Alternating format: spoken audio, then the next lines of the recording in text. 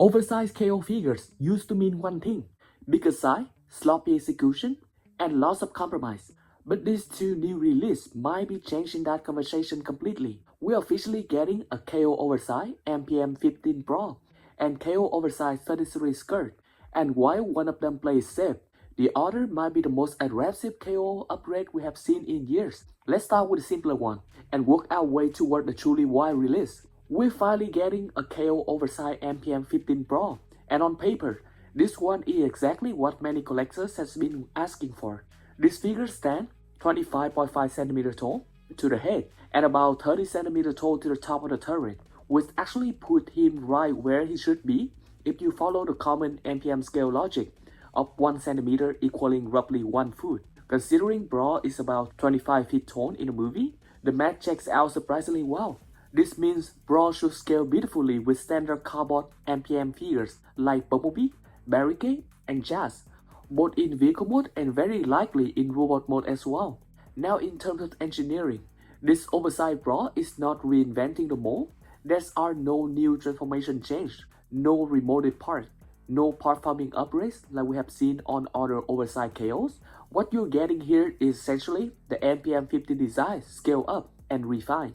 Where the upgrades come in is the paint, the lighting, and stability. This release features improved paint decoration compared to the original MPM-15. It has a more darker green colors, along with LED lights up eyes, which already adds a lot of presence to a character like Brawl. More importantly, gear joints are reportedly used extensively, especially in the legs.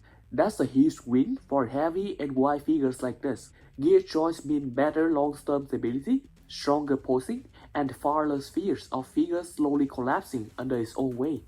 Plastic quality and joint tightness are also being reported as solid so far, which is honestly one of the biggest concerns with Oversized release, and a very good sign if true. Accessories-wise, Brawl stick closely to the original MPM-15. The same weapons and attachments are replicated here, just scaled up to match a larger body. So while this Oversized Brawl isn't flashy or experimental, it's does exactly what it needs to do.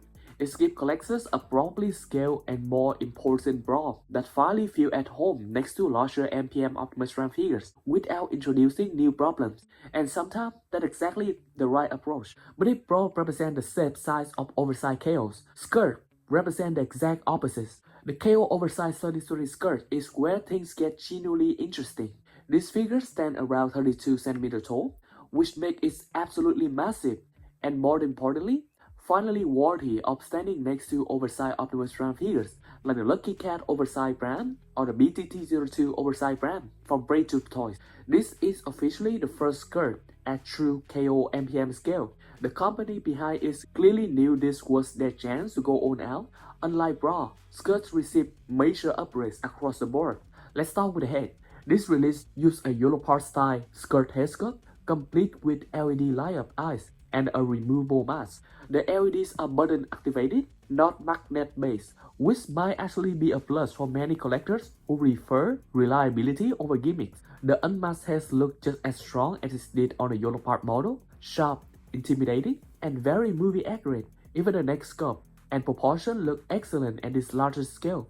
And it doesn't stop there. This skirt also features full individual finger articulation on the right hand, which is something we usually see on premium non-transforming figures. That alone tells you how far this KO company is willing to go. In fact, the more you look at this release, the clearer it becomes that it didn't just borrow from Yolopark, they actively extracted the best element from that design.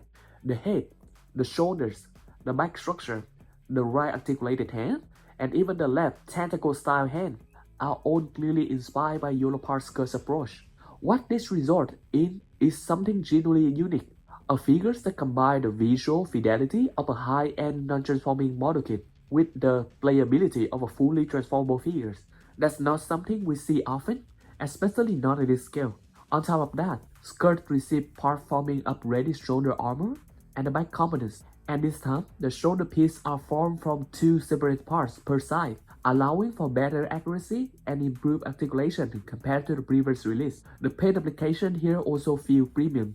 The vehicle mode features mossy ring tones, while the robot mode carries rusted, battle-worn detailing.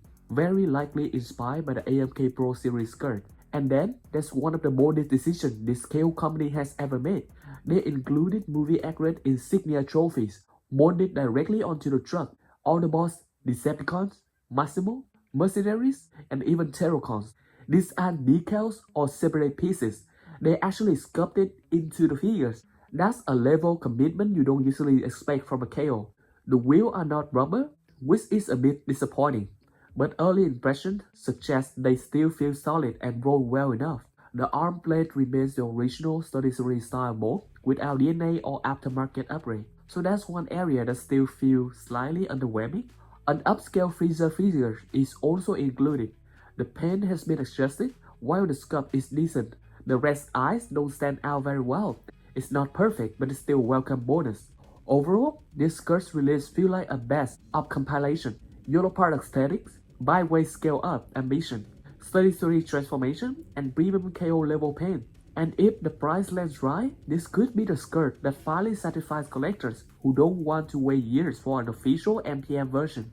What makes this KO oversized skirt especially interesting is where it lands in the current skirt landscape. On one end, we have upcoming true MPM rated skirt figures from companies like ToyBoy and Movie7, which are aiming for maximum extreme accuracy, complex engineering, and premium pricing. But they are also still ways out and will likely come with long wait times, much higher costs. On the other hand, we have study series and model kit options that either prioritize playability or visual accuracy, but rarely both at the same time, and also not at the MPM scale.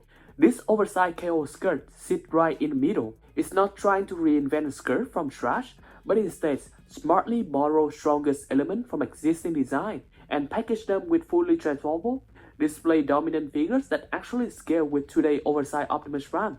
For collectors who want something now that looks great on the shelf, doesn't require waiting a year or more for a true MPM skirt, this could easily end up being the most practical choice on the market, assuming the price lands in a reasonable range. And that is what makes this release so compelling. It may not be the final, definitive skirt, but it might be the one most people actually end up buying. So here's the real question. Brawl plays safe and executes cleanly. Skirt take risks and largely pull them off. If the pricing is reasonable, do this KO oversized release already make waiting for new third-party mold or MPM rated version of these characters harder to justify? Or do you still prefer waiting for the real things, even if it takes longer and costs more? Let me know where you stand, because honestly, this wave feels like a turning point for oversized KOs.